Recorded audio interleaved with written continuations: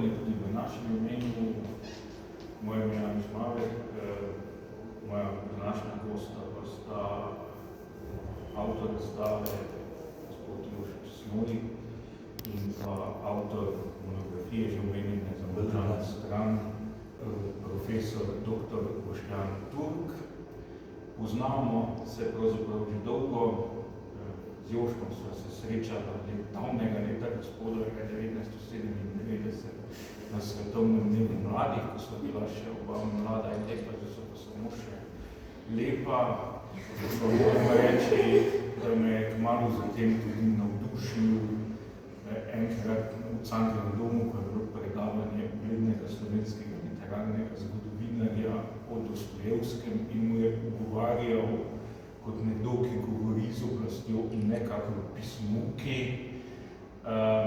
No, za Boštjana pa sem pravzaprav prvič slišal tudi približno takrat, torej že pred kakšnimi 30 leti, ko je bil še predsednik mladih krščanskih demokratov.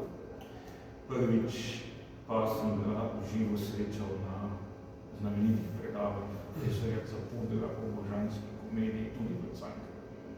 Tako da je Cankarjev dom tista inštitucija, ki nas je nekako malo povezal. Pa bi kar začeli mogoče z nekim mostom med delom vaju obeh. To je čudovita naslovnica knjige Zamolčana stran, kjer vidimo motiv Božjega pogleda, podobna slika je tudi tukaj z nami. Pa bi mogoče tebe, Jož, prosil, da nas uvedeš v to svojo umetnino, oziroma zakaj pa je ravno ta slika tudi na naslovnici Boštjanove knjige. Ja, drugače, za začetek, to je nekako slika, ki je zgodovinska in sakralna hkrati. Nekako se mi je razvijal slikarstvo v tem smislu, da to združujem. Se pravi, smisel tega je, ampak jaz sem to spontano, kot nek miselni konstrukt, to naredil, kot neko idejo, pač pa spontano. Ampak kasneje ugotavljam smisel, kaj sem naredil in vidim, da je to kot presvetljevanje zgodovine. S tem, da je to ta sakralna prvina teh božjih oči, pa te svetlobe z tisto pokrajino in breznom, ki je z vrst zgodovinsko ali pa bolj naturalistično, da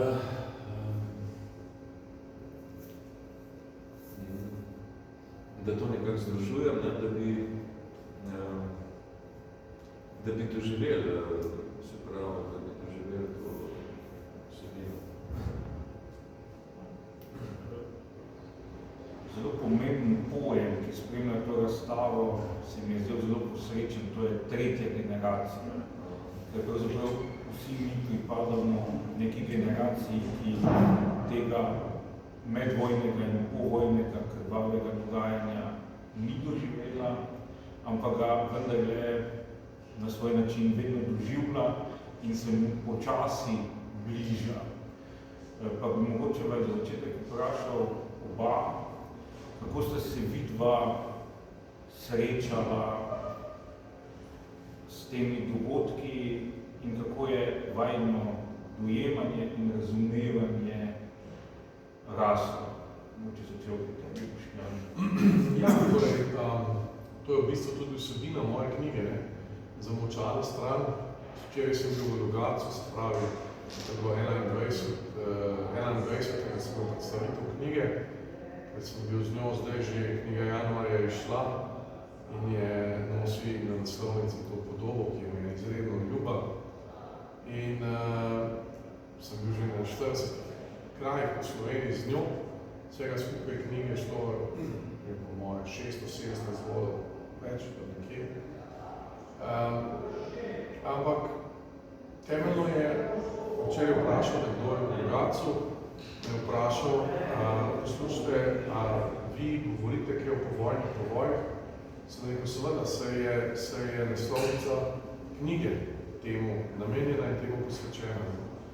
In tu se če uporabim neko prispodobo, se mi zdi, da sodelujeva z Joštom v davni svetopisemski podobi tega, kako Kajfa ravna po strani Jezusa, Kajfa veliki duhovnik in predsednik Sinedrija in Saducejev, od strani Jezusa, politično grožno njemu, ki je doživel 18 let na mesto velikega duhovnika, in potem pravi, da ne bo njegovi učenci raznesli, da je Gospod vstal, Jezus Kristus, zahteva od rimskih oblasti, zahteva njegove uslišanja, da uradno zapečatijo grob in postavijo pred grob rimsko stražo.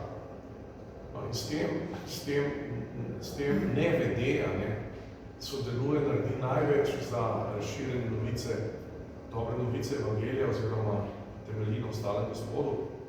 Ker potem smo pa bila vstajenje uradno dokumentirano strani rimske države, ki si absolutno ni zna pojasniti z, bi rekel, naravnimi razlogi, kako do tega prišlo. Ti vojaki se niso bali smrti, niso se bali ničesar, postrasili so se pa na smrt tega, kar se je zgodilo, da neka sila odvalila kamen in da je bil grob prazen. Potem so tekli v strahu, kot neke, prosite izrazno tukaj navzoče, prestrašene ženske, povedati, kaj se je zgodilo. In so rimske oblasti naredile zapisnik in je ta zapisnik del evangelija. Se pravi, to, kar je Kajfa nameraval, se mu je popolnoma sfižilo. Zamolčana stran in Joštovo delo je prav to. Se pravi, pričevanje o tem, kar so hoteli potlačiti, zamolčati, prikriti, ki zdaj eksplodira v njegovi umetnosti, ki je nekaj neverjetnega, konec koncev se je odločil po premisleku, da sem dal to njegovo sliko na naslovnico svoje knjige, in vedno imam na naslovnici knjige, svoje knjig, sam zberem, sam oblikujem stvari, ki so v globoki povezavi z vsebino knjige, in to so vedno vrhunski slikari. Prejšnja knjiga je imela Franceta Kralja Oznanjenje, predprejšnja Vojna za mir, imela pa Krištof Kolumb odkrije Ameriko od Salvadorja Dalija. Tako da Jošt v lepi družbi. Sveda Joštovo slikarstvo je še nekaj moram povedati. Jaz sem 6. marca bil v Salzburgu letni zbor Evropske akademije znanosti in umetnosti. Jaz sem dekan 1. razreda, to je humanistika. Akademija ima 38 Nobelovih nagrajencev, od tega so 3 Nobelovi nagrajenci dobili nagrado v zadnjih 5 letih. In jaz sem dekani 3. razreda, profesorici Violeti Dinescu, ki je nek neverjetni fenomen človeka, ki je malo v življenju videl človeka obdarjenega s toliko talenti, lingvističnimi, on je iz Romunije, govori nekaj jezikov, glasbenimi, za razumevanje slikarstva in umetnosti. 3. razred je razred umetnosti, ki združuje slikarje, pisce, glasbenike in umetnike. In sem jih pokazal to zamolčano stran naslovnico in to sliko od Jošta Snoja, ko sem rekel, bi lahko tvoje mnenje dobil. Ona to pogleda in pravi, vidi oko, pravi to oko, sem mi tudi razložil, kaj je kontekst tega, na cestovna gorica, brezno, mrtvi in to božji pogled. Pravi, ja, ta razlika v očesi, se pravi, da eno oko je transparentno, božje oko mirno, drugo oko je prizadeto, dvojna narava Kristusa, se pravi, kalcedonski koncil in tako zre spodaj na to, kar se dogaja, neverjetna je rekla uravnoteženost slike, neverjetno kolorit, pravi, vidim tu kolorit, barv, vidim, bi rekla, statiko slike, ki je narejena tako, da je ne moreš na noben prostor ničesar dodati, dozeti, karkoli je rekla, to je velik slikar. No, zdaj čakam, se pravi, da bo angleški katalog tukaj, bomo nesel to, ker to je absolutno merodajno, to je Evropska akademija znanosti in umetnosti, je ena najbolj prestižnih institucij te vrste v celi Evropi, in to mnenje, dekani 3. razreda, je absolutno merodajno. Meni, glede na umetnost Jošta Snoja, to ni povedalo dosti bi rekel, novega, ker sem to intuitivno razbral že sam prej, ampak se res nisem strokovnjak za vprašanje umetnosti, profesorica Violeta Dinescu pa to je, ne, mi je bilo njena presoja toliko bolj ljuba. Hvala lepa. Ko sem se pripravljal na ta naš pogovor, sem se spomnil, da sem več kot 20 leti v knjigi O Gregorju Strniši bral, da se je tam nekje v začetku 70-ih letih Strniša na ulici srečal s svojim očetom, Jožefom Smojem, in do takrat baje Strniša ni nič vedel o Kočevskem rogu. Potem pa naj bi mu tvoj oče povedal zgodbo o ljudeh, ki so preživeli, in kako potem je preživel tisti, ki ni hotel jesti človeškega mesa, in je potem Strniša na podlagi tega napisal najprej svojo znano pesem o fantu, ki ni jedel fanta, iz česar je potem nastala ena najpomembnejših slovenskih dram Ljutožerci. In me zanima, ali si ti že zgodaj srečal s tem medvojnim, povojnim dogajanjem in kako je pravzaprav tvoje spoznavanje in razumevanje tega naraslo v tako globoko umetniško soočenje. Upam, da lahko je smiselnega povedal zaradi teh bolečin. Drugače nisem tega vedel, da je moj oče to pojasnil v Strniši. Sta pa to dva pesnika, ki sta malo zapostavljena. Za mojega očeta je bil Strniša en boljših pesnikov. Za mene. Zanimivo, to ni jih veliko spoštovano. Pa sta bila dobra pesnika. No? Zdaj, jaz sem pa se to srečal že v 80-ih letih, ko sem bil v srednji šoli, pa že na akademiji sem bil v 80-ih letih. In v tem času sem se že srečal s tem, ko sem videl na očetovi pisalni mizi Slovence, kopije Slovencev, teh časopisov. Ja, iz leta 42, ko so se začele prve množične likvidacije. In prav v spominu imam zanimivo to, en tak slučaj, neslučaj, da sem videl, da sem si zapomnil prav Polževo.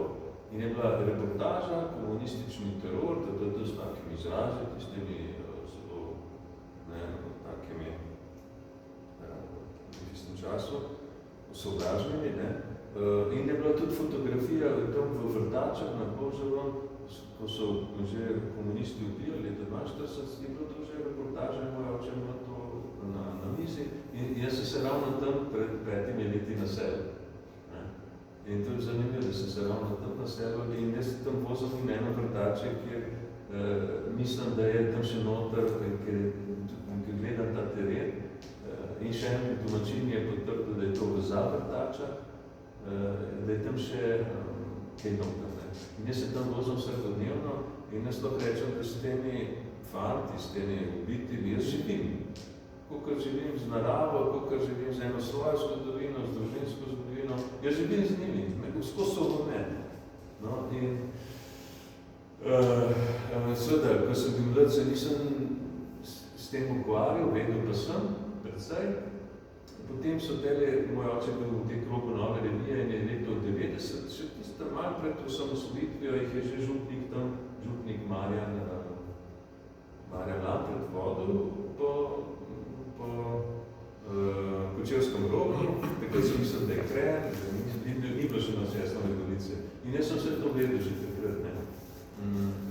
Najprej sem mogel sam malo let preživeti in doživeti nekaj preizkušenj, trpljenja, da sem potem se nekako še bolj poistovetil z temi ubitimi. Jaz sem se nekako poistovetil, no, in to se je zgodilo tam leta 13, rečemo. Ne da bi karkoli pričakoval, ne da bi imel kakšno zunanjo spodbudo, ne da bi kaj prebral takrat. Sem na nekih duhovnih vajah v Franciji, bil sem na sred Francije na nekih duhovnih vajah, ki so mi bile dolgočasne. In sem jaz se spomnil motiv, ko Jezus prime žrtev in ga povleče ven. Motiv je pa narejen po Anastazis, vzhodni ikonografiji motiva vstajenja, ko Jezus prime Adama za pesti, pa jo potegne iz prepeklane. Jaz sem malo parafraziral, da Anastazij si naredil prvo sliko na to temo, kar nalepo. To je težko racionalno pojasniti, to je navdih, ne? To je tisto, kar nekaj more po mnogih letih iz tebe, ne? Na kar sem imel po 2 slikah, sem imel pa priložnost, da sem šel v Hudo jamo. Še isto jesen sem šel v Hudo jamo sam, z inženirjem, ki je tam imel ključe in je prezračeval, in sem si ogledal še brez elektrike, to je še vse tako 800 metrov noter, sem se to ogledal, dotaknil se. Eno žico sem najdel, ko sem rekel inženirju, ali lahko vzamem to žico. To je žica, telefonska žica, s katero sta dva zvezana. Sta umrla s to žico, ali pa tih prednji so to žico padla, ki je prav, ali pa se jih ta žica pa pol nekako so ti, ki so popadli na to glavo. To sem doživel, začutil, sam sem tudi fotografiral te lobanje z strelom noter, z luknjo v glavi. In sem nekako, kar sem začutil, da moram to izraziti. In potem so se kasneje postopoma šele reflektirali, zakaj je tako, zakaj je ta refleksija dobra, zakaj je potrebno, zakaj je ozdravljenje, zakaj sami dosegno. In pa tudi za malo, ali pa za kakšne posameznike, ki bojo mogoče semljajo v tem narodu, da bo to na dan prišlo, da bo zamolčano prišlo na dan. Se pravi, to je moč vstajenja, ne? Tudi v tej svetlobni se vidi, to je moč vstajenja, oziroma resnice, ki ne more biti poteptana. Če se zgodi to, če se zgodi zlo, ki je tako poteptano, se zgodi enkrat, nagar po 80 letih, da pride na dan, ali pa postopoma v nekih valovih, nemogoče. Zemlja, kot piše Izarija v Svetem pismu, zemlja bo odkrila svojo kri in ne bo več sakrivala svojih pobitij.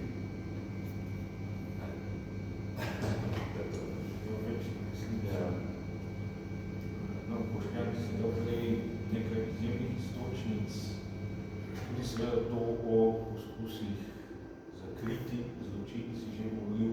Edino eno Maribor je imel, mislim pa, da v zvezi z vstajenjem pa res ni prav, da govorimo o prestrašenih ženskah, ker mislim, da so takrat ženske bolje obnesle kot deci, ki so dal časa potrebovali, da so prišli k sebi, ampak to je bolj še za šalo kot za res. Seveda ena stvar, ki se tudi skozi Joštove slike vleče in pomemben motiv, so te naše nesrečne vreče, v katerih so naši pobiti. Jošt to tematizira v svoji interpretaciji motiva Ekce Homa in pa Gorečega grma. Kje ti, Boštjan, vidiš glavni razlog, da niti 81 let po glavnini teh dogodkov, pa zdaj se bližamo mesecu maju, ko se to dogaja, nismo sposobni kot skupnost niti tega osnovnega civilizacijskega dejanja prostega pokopa. Ja, to je zelo veliko. Smo najbolj reči nekaj, če se jaz pravilno spominjam z Evangelija, so da ženske prestrašene, ko so videli, da je kamna dvorjena, da so stol, to sem mislil, da se pravi ničesar drugega, ne, in smo ženske izredno rad sicer, ne. To je pač, to moram to pojasnilo dati, ker danes ne veš, kje te bo kdo za jezik držal. Veste, ne bom prijavil. Ne, si pravim se. Hočem reči, ja, ne, to je ta slovenski holokaust, ne, jaz govorim o zamolčani strani, v njem definiramo, ne. Zdaj z nekim premislekom, ko se oddaljujem od knjige, sem to noter, eden od recenzentov, profesor Belušček, je rekel, da se to da čutiti, da se da to videti, ne. Da je to v bistvu v 20. stoletje in Slovenci, je to v bistvu metafizičen boj dobrega in zlega, ne. Namreč, če bom nekoliko poenostavil vse skupaj, ne, smo Slovenci v 20. stoletju pripravili v svoji knjigi Zamolčana stran žrtve socializma, torej v svojih dveh pojavnih oblikah. Ena oblika je internacionalni socializem, druga oblika je nacionalni socializem.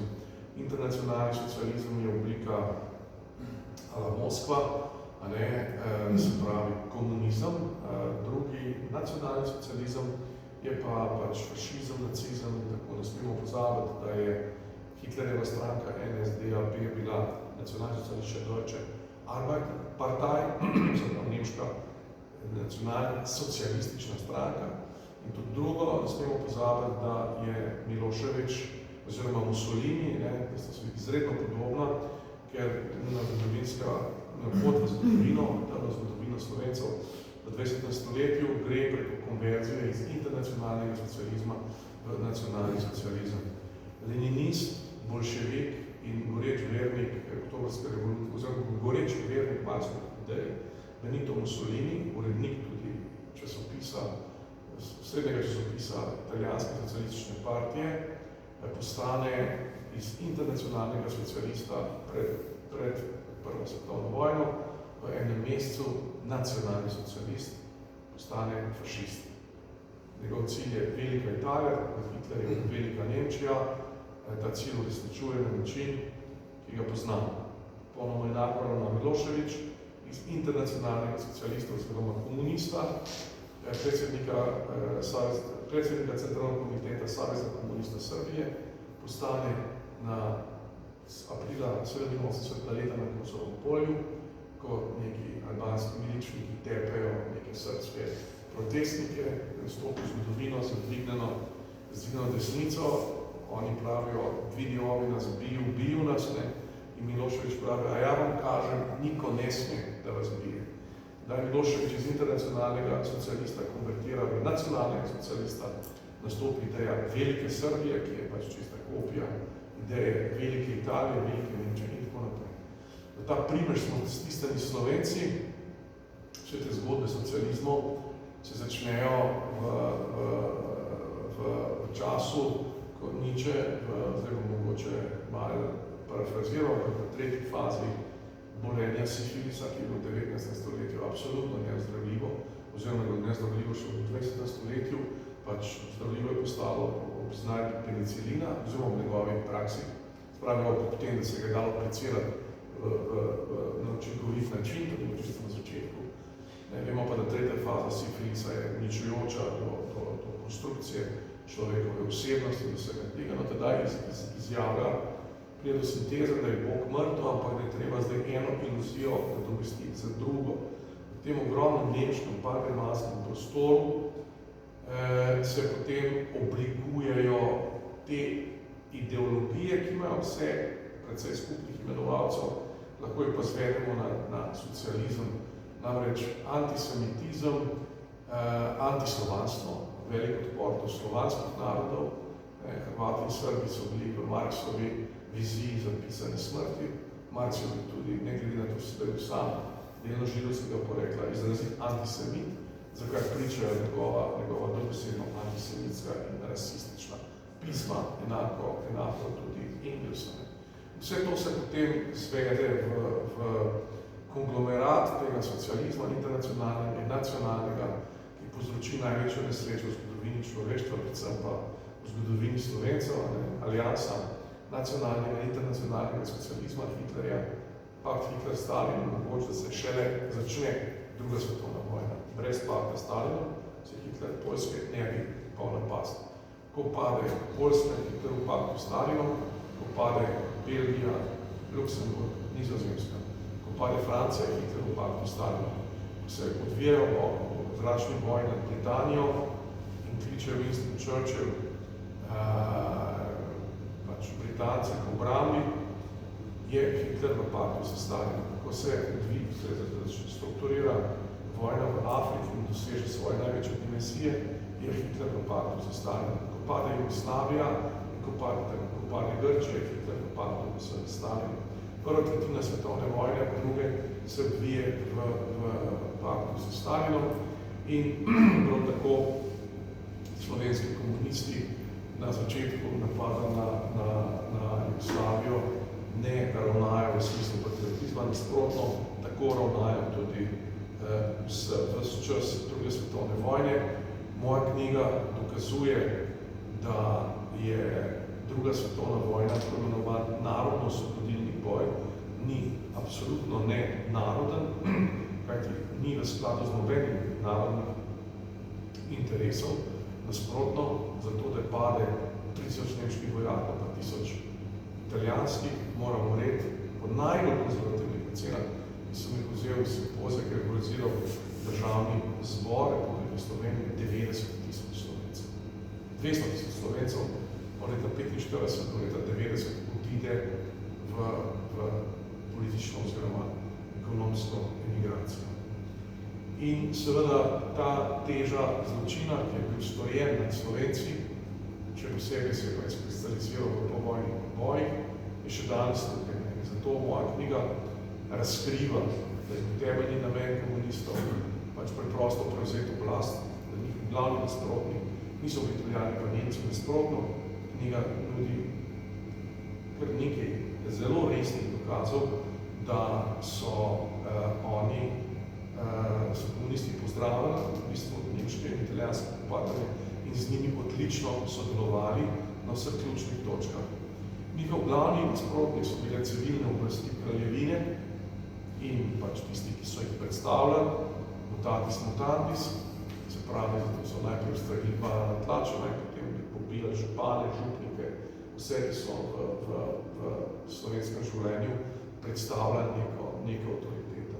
In potem so pobili tudi leta 45, maja in junija so pobili pač en generacijski sloj in s tem povzročili tako imenovano demografsko vrzel, ki še danes opazno, da so mesta, kraji v Sloveniji, predvsem na Notranjskem in na Dolenjskem, ki imajo demografsko vrzel. Prvi otrok je bil rojen še leta 55, Šentjošt, Ravte, še mnogo drugih. Zakaj še leta 55?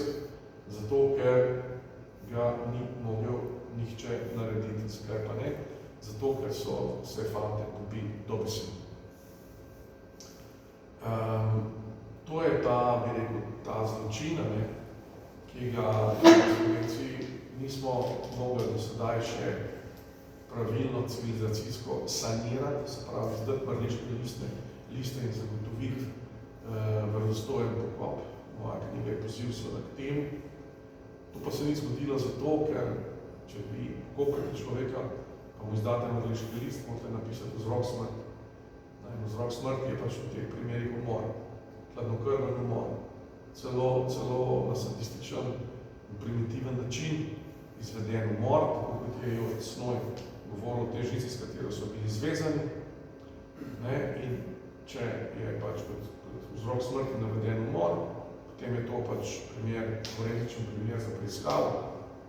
Jasno je, kdo so bili tisti, ki so bili naročniki umorov, jasno je tudi, kdo so bili izvajalci, vsaj del njih, za del njih se ve, Vsi so že pokojni, niti enega ni več, ki bi ga roka resnice lahko še ujela, toliko slabše. Zato jaz res ne razumem, zakaj se sedaj ne začne s tem opravilom. Zdaj je Boštjan orisal nekje ta zgodovinski okvir druge svetovne vojne na Slovenskem in tudi razsežnosti pobojev med drugo svetovno vojno in takoj po njej. Vendar človeka nekako spravlja v nemoč zgodovinopisja. Vse to, kar je povedal, je bolj ali manj možno danes prebrati. Se s tem seznaniti, kdo se želi, ampak se zdi, da je ravno količina podatkov tista, ki nas še bolj odmika od pokopa žrtev. Kje pa tukaj lahko vstopi umetnost, ali je lahko umetnost, zlasti likovna umetnost, tista, ki ljudi premaknila? Najbolj množično ne. Ta prav slikarstvo nima več te moči, tako v družbi.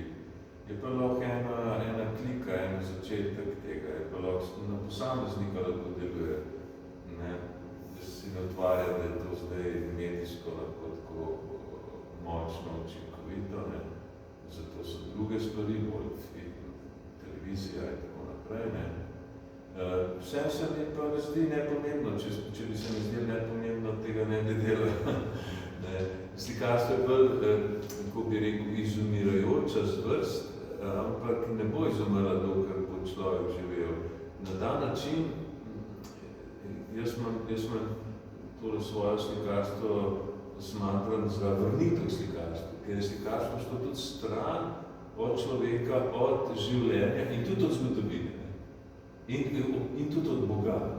Nekako je to slikarstvo vrnitev k Bogu, k zgodovini, ampak ne na neki ideološki način.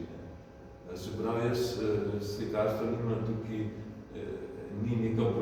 ni neka propaganda, na tem nivoju. Slikarstvo ima vse to, če je ta pravo, ima nekaj vzvišenega vse, sublimnega in nagovarja človeka sicer čutno, ampak tudi duhovno, če ima to duhovno dimenzijo, da nagovarja duhovno. Mislim, da nisem manj, jaz sem, nažalost, sem jaz praktično edini slikar, ki se je v teh 80 letih s tem ukvarjal, tako sistematično. Edin Marjan Tršan, ki je marsikaj doživel v teh verih, je leta 1999 naredil eno serijo dobrih slik, ampak je precej, se pravi, estetiziral, je precej zakril te lobanje. So vidne, ampak so namenoma, so v takem slogu narejene, da so malo prikrite v neki abstraktni masi. Tako da to je en krik, to je, zakaj mi dva najna generacija, ki smo bili že enak stari, zakaj mi, če so tisti že umrli, če pravzaprav pač ni se prišlo do neke družbene pravičnosti, zakaj se mi sploh ukvarjamo, mi da bi lahko delali kaj drugega? Je zato, ker smo pač eni na nek način to začutili, kakor da smo izbrani, da zakričimo, to je moč ustajenja, to je moč resnice, ki ne more mirovati, in izbere neke mlade ljudi, ki smo še tako mladi, da zakričijo to resnico. Ne pretiravaj s tem, ker potem bo gospodična tole v prvi vrsti potekla razumeti, da ima ona potrebo. Čisto mečkan otroka. Na domu se ne gre pretiravaj. Če se mogoče še malo navežem na to, zelo zelo se mi da nekaj v teh slik, ki so na razstavi, sem uporabil besedo, da gre za eksorcizem. Zakaj to vzmo na kak način?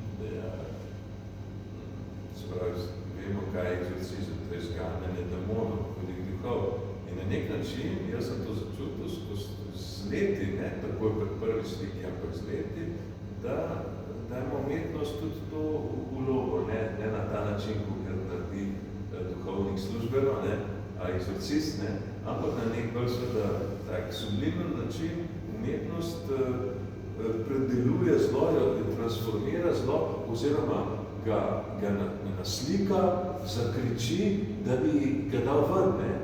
In človek lahko potem to, ko to sliko gleda, to doživi in lahko tudi sam naredi pri sebi osebno ta eksorcizem. Se pravi, to samo spodbuda, ampak na nek estetski način, na nek umetniški način. To ponovadi ni nasilen način, čeprav so nekatere slike so krute in je mogoče težko pogledati, ampak kljub temu so kukar vsaj nekoliko ovite v neko lepoto. Zdaj, jaz sem doživel, da umetnost ima to vlogo, da je na nek način samo eksorcizem.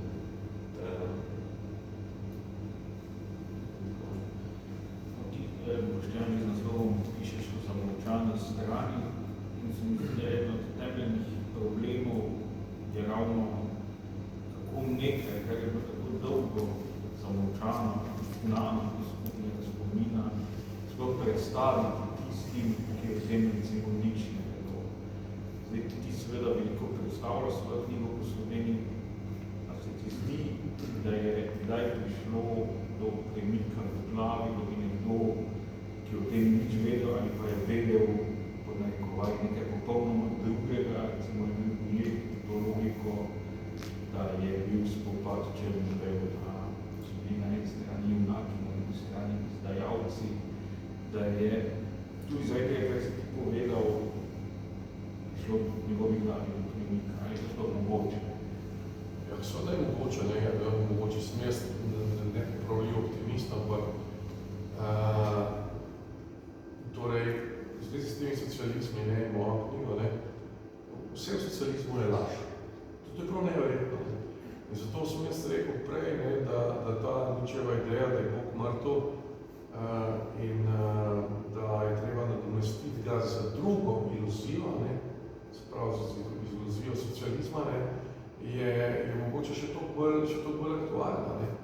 Zato, ker stvar je črno-bela, samo ne način, na katerega jo naši socialisti slikajo. Torej, kdorkoli revolucija sama je zločin, kdorkoli je nastopil zoper zločin je bil na pravi strani. Nihče od teh ljudi, ki so zločin izvajali, se ne govorimo o partizani. Partizani sami so bili katoliški fantje, ki so imeli ogromno smrtnost, 30 000 fantov je padlo partizanih, čisto v Sloveniji ni bilo nobene bitke, nobene fronte, nobenega strateškega območja nikjer. Te žrtve so bile v celoti za manj, niso bile za manj. Te žrtve so naredile revolucijo in ta odločila se rekel novi razred, pripeljale na oblast in je še danes tukaj. Ta knjiga poziva k temu, da se to prevrednoti. Jaz sem prepričan, da se v globini odgovora še nima. Ampak če smo že pri eksorcizmu, sem zmenil prihodnji teden z enim od najbolj renomiranih slovenskih eksorcistov in bomo to vprašanje zastavili, namreč ali je v ozadju tega socializma, teh ideologij, ki so v 20. stoletju, bi rekel, postavljali ubijanje na industrijsko raven. Ne ubijanje kot tako, ampak iztrebljanje bodisi razrednih, bodisi rasnih nasprotnikov na industrijsko raven z patentom, ki so ga Sovjeti patentirali z Gulagom, ki je bilo prvo uničevalno taborišče. Pišem v knjigi, bilo prvič v zgodovini se zgodilo, da so ljudi odpeljali na neko taborišče, da bi jih razumeli, ampak da bi jih tam uničili. In ko so Rudolfa Hessa postavili pred sodišče, direktorja Auschwitza, Auschwitz je bil kraj, kjer je na najožjem območju, v najbolj reduciranem tudi območju časa, umrlo največ ljudi v zgodovini, 2,5 milijona Židov, večinoma. So mu omogočili proces, takrat Poljska še ni bila komunistična, in na tem procesu so mu omogočili odvetnike, in odvetniki so ga zastopali na način, da so pripeljali, so prinesli v dvorano načrte za Auschwitz, ko je Auschwitz postavljal. In ti načrti so bili sovjetski. Patent Gulaga, oziroma patent uničevalnega taborišča. Torej, moje temeljno vprašanje je, ali se za to ideologijo socializma, ki ves čas samo laže.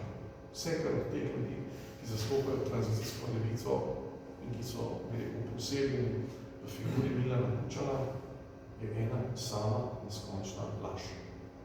Ali se vsem tem skriva zadaj, poleg fizičnega počela, tudi neko metafizično počelo, ki se imenuje tudi duh, satan, kako hočeš živeti. Odgovor definitivnega najverjetneje ni mogoče dati, ampak mogoče se pa temu približiti. In seveda, to, kar zdaj govorimo, bo šlo pač po družbenih omrežjih. S to knjigo sem bil na veliko televizijskih predstavitvah, ki dosega, recimo, pri Vojno požarju, dosega 60 do 65 tisoč ljudi, dosega njegove oddaje, so knjigo predstavili. To gledajo ljudje, ki niso inicirani v to vprašanje, tako smo metrije, oziroma to, ki vsi nazoči, so se oči odpirali.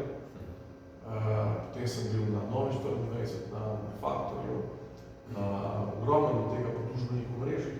Tako da mnoge oči se odpirajo. Konec koncev sem o tem socializmu in tradicionalnem govoril par dni nazaj na enem najbolj gledanih vaših podcastov, to je TV stranica in samo YouTube ima v tem trenutku po 3 dnevih že 41,000 pregledov. To je na Hrvaškem. Ja, na Hrvaškem. To je pa pač zdaj seveda afirmativen odgovor na to vprašanje, ali lahko s tem dosežeš koga, ki ni prepričan. Večinoma pa na te prireditve, ki jih imam, prihajajo ljudje, ki me sicer poznajo po mojem javnem delovanju. Tako. Se mi zdi, Jož, da se ti zelo v teh svojih slikah ukvarjal ravno z vprašanjem, kako recimo hipotetično po zmagi resnice, kako integrirati tiste, ki so bili na napačni strani, da se zelo ukvarjaš tudi z vprašanjem Arabov v svojih slikah ali pa storilcev, kako pa njih integrirati na neki način nazaj v skupnost. In tudi recimo se mi zdi en pomemben vidik tvojih slik, koliko vključevati v to zgodbo posameznih oseb, ta širši zgodovinski kontekst, neke znane zgodovinske like od Marxa do Churchilla, kako je s tem? Jaz sem to naredil spontano, ko me sprašujejo, a manjka še ta. Jaz sem pač sam tega, kar mi je spontano v ustvarjalnem dejanju prišlo. Ni to sistematično, ne. Zdaj nisem, ko stvarjam ni neka sistematika racionalna, ne. Že kontroliram svoje dela, ne, roko, pa mislo, ne, ampak ni to, ne, mislim, to je spontano, ne. Tako da tle, eni so mi rekli, tega bi pa mogel rehabilitirati, tega bi mogel vendati, tega pa tale pa manjka, ne, na tisti sliki tega, ne. Ja, zdaj jaz sem pač naredil, koga sem naredil, čisto spontano, ne. Na nek način, pa ko sem tam podobil od Kravelja pa Mačka, to pa tudi je nekaj egzorcizem. Enkrat, da ste tam na tisti sliki predstavljena kot človeka, ki sta popolnoma zladne. To je na nek način. To je v bistvu upodabljanje neke duhovne človeške resničnosti, ki jo je treba, jaz sem pač izrekel na slikarski moču tak pastozni način, ne, da se malo sproziš. In tudi je to potrebno, da bi se malo streznal v tej naši deželi, ne, zato. Ampak ker sem čutil, da to naredim, smo umetniki malo drugače deluje kot filozof ali politik, ne, ko namešmo več mislnih konstruktor in več predvidevan, ne. Jaz to naredim spontano. Zdaj, zakaj sem podobo rabila? Zato, ker imam tudi, mislim, zato, ker pač čutim Božjo usmiljenje kot vsegajočo, ne. Na nek način, če pogledamo, kakor čutimo mi neko vesolno odrešenje, kakor čutimo vsoto ljudi, so te, ki so ubijali, na nek način naslabšeni. Zato, ker so borilci, ne. Zato, ker vemo zdaj po pričevanjih zgodovinarjev, da so se zapili, da so spali, da so naredili samomore. In zato, ker imam tudi nekaj taska v svoji družini, ne. Ko sem naredil tam gor, tam leta 15, tistega, ki meditira, ki premišljuje, takole, ki meditira in gleda te kosti, kaj je naredil, in Kristus vseeno tudi naga polaga roko, ne. To ne pomeni, da ga blagoslavlja, ker je udober, ne. Ampak jasno je zato, da s tega ne upravičuje zla, ne. Ampak ker je Božja ljubezen vse obsežna, ne. In ker sem navdol v družini, in potem sem še v istem času, leta 15, naredila en križev pot, ki je zdaj v cerkvi Kalobija, v Župinski cerkvi, na hribu, v blizu Šentjurja. In tam se je ta motiv ponovil, ko sem pri eni postaji Padca, Kristusovega Padca, sem naredil istega človeka, ki meditira, ta Kristusov Padec, pa še ena lobarja izraven. To je aluzija na poboje. Tam v tej križovem potu imam že aluzijo na te poboje. In tistega, ki pa to meditira, to je pa moj ded. In sem jaz nezavedno, ne da hotel naredil svojega dela. Ker je bil Vosovc, ker ne vem, če je bil kriv, če sam ubijal lastnoročno, ampak možno, da je bil kriv za mnoge smrti, ker ni bil partizan, je bil terenci, kosovc. In imam ene izkušnjo takega človeka, ki je grozno težek, ki je bil strl, da nisem 20 minut sem težko ga poslušal. Ena taka teža, ena taka nasilnost. In to imam v družini, spravo imam v družini po eni strani in še njegov brat, ki je bil pa prav likvidator. Za tega se pa ve izpričano, Vladimir Kavčič je pisatelj, je opisal pač nek tak uboj tega človeka, mojega sorodnika, nekega starega strica, da kako je izgledal ta uboj Vladimir Kavčič pisatelj. In še zadnjič v Tržiču sem slišal zgodbo, kako je tudi ta isti ubijal, kako so ubijali in učili dekle, ki je dekle domobranca. Ne mojem še, ne. No, glavnem, imam v družini eno stran, ki je bila bolj katoliška in je bilo veliko duhovnikov, drugo stran pa tudi po drugi plati družine, pa tudi to, tako da nekako imam to izkušnjo in sem to začutil. No. Glede, če pa glede nekega optimizma, glede odrešenja, jaz sem tudi takrat duhovnik, in on je meni prosil za blagoslov 3 tedne pred smrtjo. On me je vprašal, ta ded, to zdaj govorimo o dedu, ki je bil težek, ki se ni spremenil. Ampak, umrl je skoraj 97 let star, on je rekel, a je Bog dober? Jaz sem hotel živeti, reče, je Bog dober? Sem rekel, ja, dober, malo boš videl. Nisem vedel, da če 40 je umrl, In on je takole sklonil glavo in dal takole roke in jaz sem mu dal na čelo križ. Zdaj, dal sem mu blagoslov in to je znamenje, da on vsem nekako prišel. Jaz ne razmišljam tukaj o pogubljenju teh ljudi, ampak bolj o odrešenju. No, to je izkušnjo, da... To je ena stvar, prva stvar, da se pa s teboj ne strinja. Ne, absolutno ne. Mislim, glede česa. Mi ne moramo vedeti. Vemo, katoliška cerkev pač ve, da so tisti, ki so svetniki, ki so v resnici zveličani, ki so pri Bogu. Ne moramo vedeti, kateri so vsi zveličani in kateri so pogubljeni. Ne moramo vedeti. Samo, seveda, vemo pa, da je svetopismo konsistentno in da v njem ni aporij oziroma alogizmov. In se zapletel v en spor retorično bravuro z župnikom iz Jurovskega Dola, ki je prav ta primer Adolfa Heša, ki sem ga omenil, direktorja Auschwitza. On je bil malo pred smrtjo, on je bil sicer katolik, pa celo predno je šel k nacistom, zelo goreč katolik.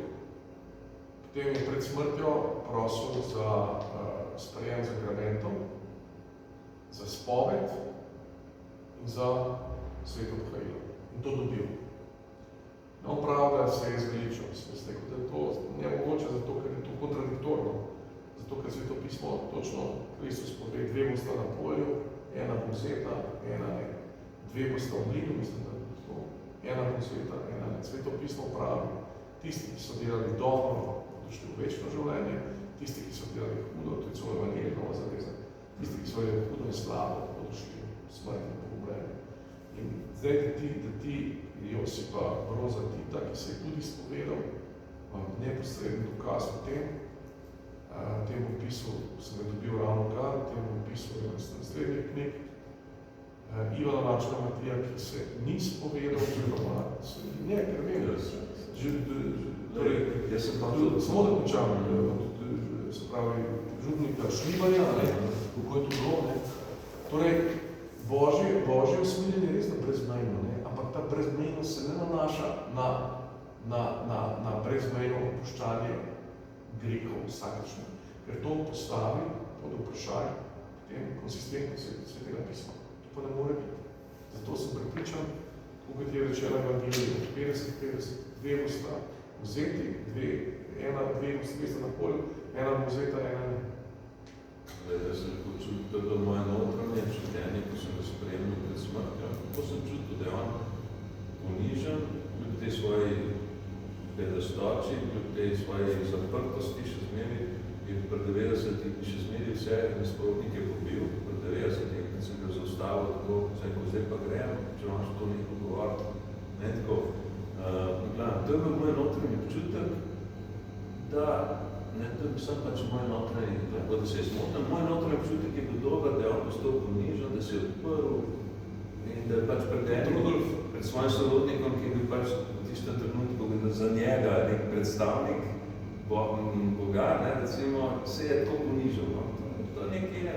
Rudolf Hess se je spovedal za to, ker je svoj na smrt in se ni spovedal, ko je bil še svoboden. In tudi ta tvoj dedic, ne vem, se nima več pod njemu, da je pa sploh ne, ampak že to, če ti govoriš, da je hotel še naprej pobijati, mislim, taki ljudje težko prijo v Božje kraljestvo. Vsaj tako, kot je pač popisano. To pa tudi jaz ne vem. Jaz nisem rekel, da to vem tako globalno, da zdaj vem načeloma.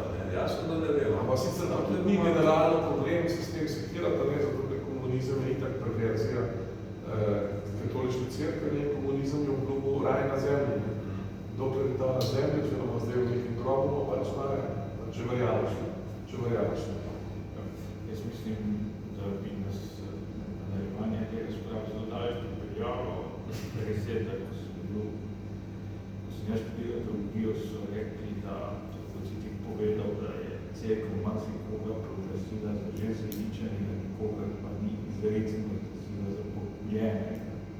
Da se pravi, je bilo vprašanje, ali lahko dam za mašo za pokojnega Ljubečka Lorda, lahko dam zaradi tega, ker ni cerkev proglasila, da je pogubljen. Poleg tega bi pa jaz na tvoj primer svojega močan argument, da ker sem govoril s Kristusovo priliko o najemnikih, tista kaže, da v vsakem primeru, vsakemu človeku nekaj manjka do zveličenja, v vsakem primeru mora biti še božji prispevek. Ja, ampak ne pridejo vsi v te zadnje vinograde. Ogromno je postane zunaj vinograde. Ne pridejo nikoli vinograde.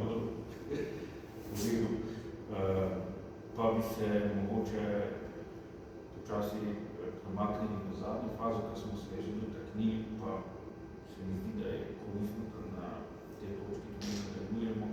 In en vidik tvojih slik, Jož, veliko teh slik je ta zlata, rumena barva, svetla barva, ki celo v najtežjih trenutkih nakazuje odrešenje.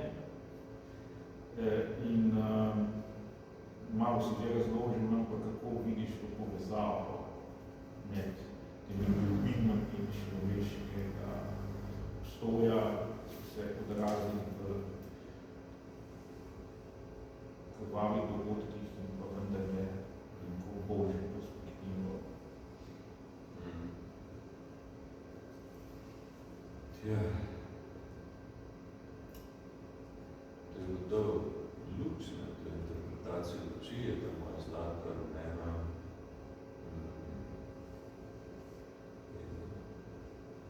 In to odraža moja vera, ne. To je moja vera, oziroma preko tega sem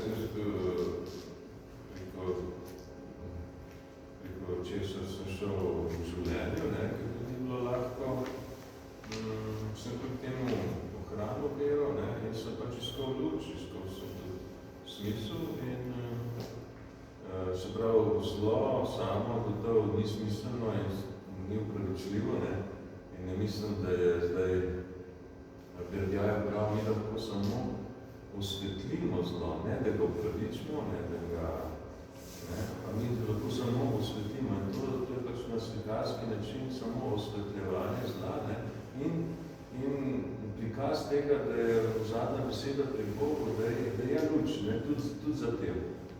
Ne, da je to smiselno, ali pa da tudi to je za kaj dobro, ali tako naprej, ne, za nič je dobro, ne, zlo, ne. V tem smislu, no, je to tak slikarski prikaz, da je na konc, da je Božja prisotnost je, ne.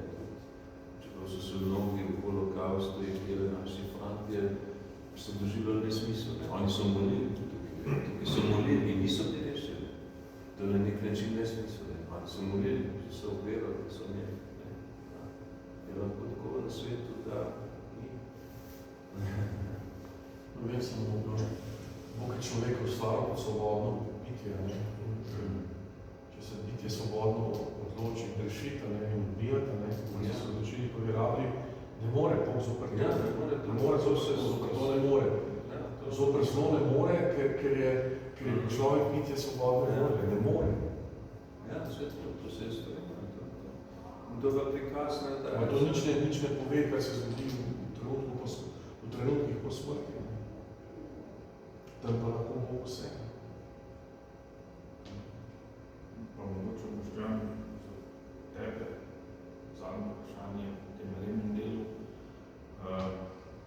Kaj se mora v Sloveniji zgoditi, ali pa kaj se bo zgodilo, kdaj se bo zgodilo, da bomo končno vse to civilizacijsko dejanje pokopa teh 3500 žrtev izmed cestnega ulice dočakali.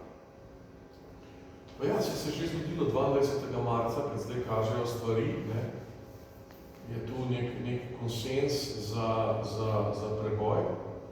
Zdaj, če zadnje novice, ne, se pravi, grejo v to smer, da se je eno poslancev demokratov, se pravi, to je tale Osterc, je, mislim, maksilofacialni kirurg ali pa ortodontnik v tem kontekstu nekaj odločil, da bo soliral. Ampak jaz mislim, da se to da narediti, to je stvar civilizacije, to je stvar politike pa ideologije. Odpori bo pa siloviti, ne, kajti zato, čim se bo to zgodilo, ne, se bo v zločini komunizma priznali uradno. Do zdaj pa še niso bili. Ne, to je pa velika napaka, ki smo naredili leta 90, da nismo se te ljudi, bi rekel, sankcionirali, tako kot so sankcionirali na Poljskem, na Češkem, Slovaškem, kjer gredo. Vzeli smo jim moč, to je dejstvo. Oni te samosvojitev je bila tisto, kot pravijo za svoje knjige. Samosvojitev je bila tisti mehanizem, s katerim so ti ljudje izgubili moč. Jugoslavija je bila moč, da hoče nazaj Jugoslavijo. To se v knjigi analizira. Druga stvar je bila pristopanje k Evropski uniji, še posebej to, da smo bili poskusni zajček za evropske integracije, to je pa najbolj dobrodošlo, mi smo edini pozitivni, nedvomno pozitivni poskusni zajček v zgodovini. Ne, da so nas vključili v evro, kako bo delovalo evroobmočje v širšem planu. Ne. Poljakov niso mogli vključiti tega 2007 v evroobmočje, ker bi se to, ne, če bi šlo, bi bilo red, če pa ne bi šlo, pa ne. Ko Slovence 2 milijonski trg se pa lahko videli, ne. To je naša velika sreča, s tem so se pač komunisti so bili ob temeljna orodja, s katerim so upravljali slovenski narod. Slovenci smo kot vsi evropski narodi, so rekli dela suverenosti, ne, se pravi monetarne suverenosti mej, Schengen in pa vojaške suverenosti, pač NATO pakt, ne. Tu se je izgubila moč nekdanje partijske oblasti. Danes je relativna, ni absolutna, včasih v Jugoslaviji pa absolutna. Tu so vse pozitivni premiki, nekaj gospodarske zgodovine, njegove oči so nad zgodovino, vse se, glede na zadnje spoznanje znanosti, da je načelo vesolja oziroma temelj vesolja ni materialen, kvantna fizika učija, ampak so to matematično modulacijo oziroma valovi, matematično-logične modulacije oziroma valovi, kaj smo tako že blizu. Principio je Radvernet, je zaključil svoj govor o kvantni fiziki na Slovenski akademiji znanosti in umetnosti. Profesor Cajlinger, Nobelov nagrajenec član Slovenske akademije znanosti in umetnosti. S temi besedami odločitev je verbo. In je stvar vesolja, danes znanost implicitno dokazuje, zato ker število sprememb v vesolju in v živi naravi je bistveno preveliko, absolutno, teoretično preveliko, da bi se lahko zgodilo v tem kratkem času. Spremembe so, vesolje je in živa narava je preprogramirana. DNA celo sebe programira svojo delitev, svoj razvoj in to znotraj sebe sama celica. Živa celica je najbolj kompleksna struktura, ki je mogoče spoznati. Nemogoče je, da bi se razvila po poti, ki je učil pri Darwin evolucije, se pravi mutacija. Deluje kot software. Software mutacija, takšna bolj napaka v software, potrece v sistemu. Gre nazaj, ne? Kaj sem hotel s tem povedati, v naravi je red. Narava je zasnovala absolutno red. Človek je pač del narave, družba je del narave, zasnovala absolutno red. Ta red je moralne narave, vse se vrne nazaj. Ko nekaj zaniha, se nekaj zatrese, se potem postavi nazaj. V naravi sledimo temu, da je suša in pride dež. Je deževje, pride suša, je sonce, pride oblak, dež. Dež, pride sonce. Vse se vrne na ravnovesje. Tudi v človeški družbi, tudi v slovenski družbi se bo nekoč vzpostavljalo na ravnovesje. Vedno se je, tu se kdaj, mislim, da so dane moč, zdaj je to malo v teh volitvah. Ne vem, pa ne moram pa nekaj dodati. Hvala zaenkrat vama za vse te uvide. Sedaj pa bi dal besedo še občinstvu, če se je morda pojavilo kakšno vprašanje. Kakšno je pa recimo vajno sporočilo tretje generacije? Kako ne zdaj mladi, ki se po 80 letih, odkar se je to zgodilo, morda prvič v družini srečajo s tem. Prvič zdaj izvejo, oziroma nekje se to odkrito pogovarjajo, nekje ne, ampak nekako jim ta tematika ni tako blizu, hkrati jih pa veliko ugotavljajo, kaj se v družini dogaja. Kakšno, recimo, bi bilo tvoje sporočilo mladih? Mislim, da mladi, da bi si želel, da bi bili nekaj bolj ustvarjalni, pri tem, da sicer na blag način, ampak na močen način, ker včasih ne moreš zvedeti neke resnice na preveč blag način, ampak kljub temu ne nasilen, da bi se zanimali za to, da bi podarili vsak v svoji družini, pri svojih starih starših, če jih še imajo, ali pa starši, kar še vejo od starih staršev, da bi se zanimali za to, in to je, mislim, da dobro za vsako osebo, ker vsaka družina nosi nekaj tega in vsi imamo neko dediščino, ki je težka, marsikaj tudi ne vemo odkje, kar pa lahko recimo odkrijemo, da bi se zanimali, da ne bi bili pasivni, da bi bili ustvarjalni. To je moja želja, malo spodbude, da se pogovarjajo, da želijo zvedeti. In to je bilo koristilo v njihovem življenju, rasti in njihove osebnosti. Zadeva je ena, da bi rekel to, kar pravi Sveto pismo, poznajte resnico in resnica vas bo osvobodila. In v tem kontekstu so tudi mladi, pač je to relativno pojem. Zakaj? Ne hočem reči, veste, kaj mislim reči, v tem smislu, da bi jih to ne zadevalo. Katarina Kompan-Erza, ki je pač priznana profesorica in strokovnjakinja za psihologijo človeka, mi je rekla, da te travme, ki naredi vojna, revolucija, se iznesejo oziroma izginejo, minejo tam v 4., 5. generaciji. 6. recimo tista, ki je potem popolnoma imuna na karkoli tazga. Mi smo v 3. generaciji. Mladi ljudje imajo nekoga, ki ga poznajo, ki povedo. Jaz tam recimo, jaz imam starega očeta po očetovi strani, ki je bil pač neposredna žrtva komunizma. Ne poznam tako rekoč nikogar, ki bi bil v moji generaciji, pa bi ne imel ene žrtve revolucije in komunizma. Moram reči, da ne. Sem presenečen, če vprašam, po genealogiji kakšnega od svojih kolegov, recimo zdaj sem vprašal Žiga Turka, ali so mu strica ubili v rogu in tako naprej. Ne. In glede na to, da seveda jaz oblikujem svoje otroke, so moji otroci, ki imajo zdaj pač eden je komaj polnoletni, ena še ni, ne, pa oblikovali svoje, ne, jaz sem jim prenesel naprej, ne, moji otroci se zavedajo zločinov komunizma, kaj je to bilo, ne, pa to ima ta Matic je bil pač komaj polnoletni. Tako da to je še kako aktualno vprašanje za vse tudi nas sedaj živeče. Zato, ker zadeva, ne, človek je povezan po genealoški liniji. Rastemo iz naših prednikov, pa ne z tistih iz 17. stoletja, tudi, ne, ampak pač iz tistih, ki smo jih poznali, ne, ki se svojega dela spominja. Joškrat pravi, se ga tudi spominja. Ne. Spominja se te njegove zločinske zakrnjenosti, če sem ga pravilno razumel. Jaz se spominjam njega kot žrtve. In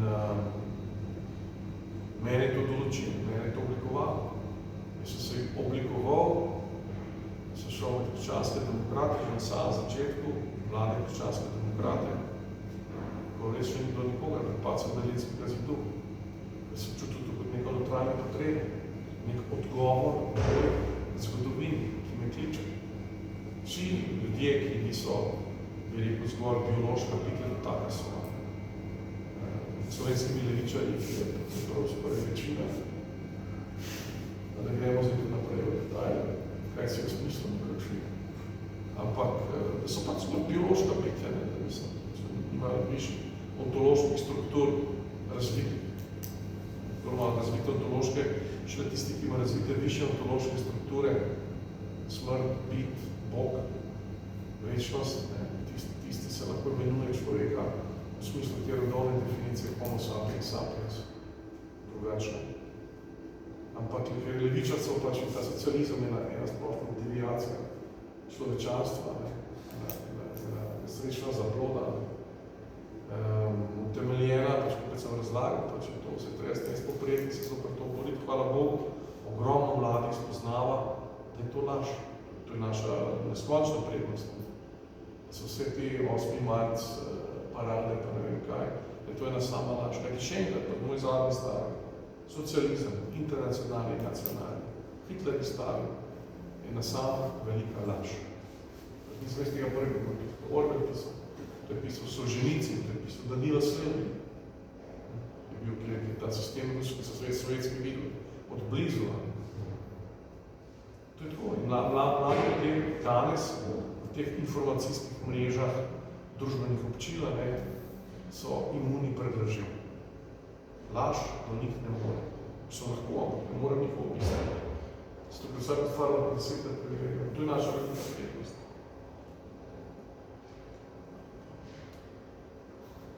Še kakšno vprašanje?